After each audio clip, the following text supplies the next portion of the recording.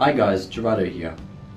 As an emergency clinician, we often have to perform invasive diagnostics in order to try and find an answer so we can treat and manage our patients appropriately. Often we have to use the ultrasound and collect samples of fluid or tissue from within cavities to help us arrive at a diagnosis. Let me show you how I use the ultrasound in order to try and get those samples. The first thing to understand is the ultrasound beam. The ultrasound beam comes out flat.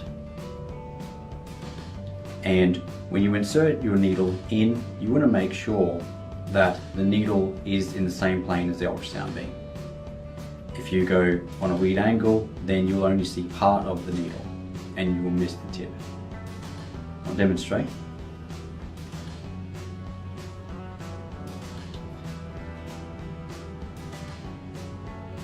In the same plane, we see the entire needle.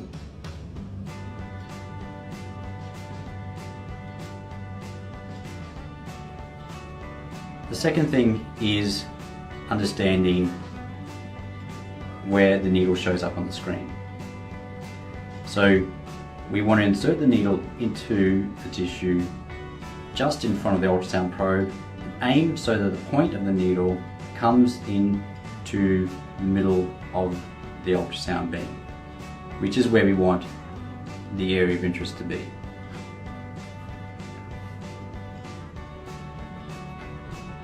So we find the area of interest, we insert the needle just in front of the ultrasound, angling towards the middle of the probe.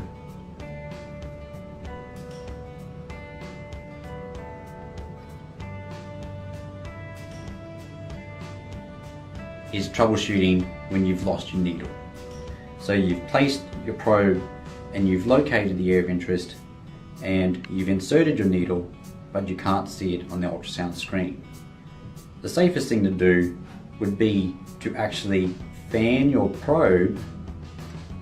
So fan your probe in order to locate the needle tip, as opposed to actually moving your needle, as this can cause pretty significant trauma on the inside.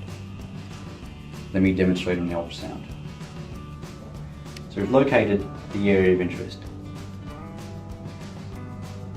We insert our needle and we can't find it. So instead of moving the needle, what we do is we move the probe to locate the needle.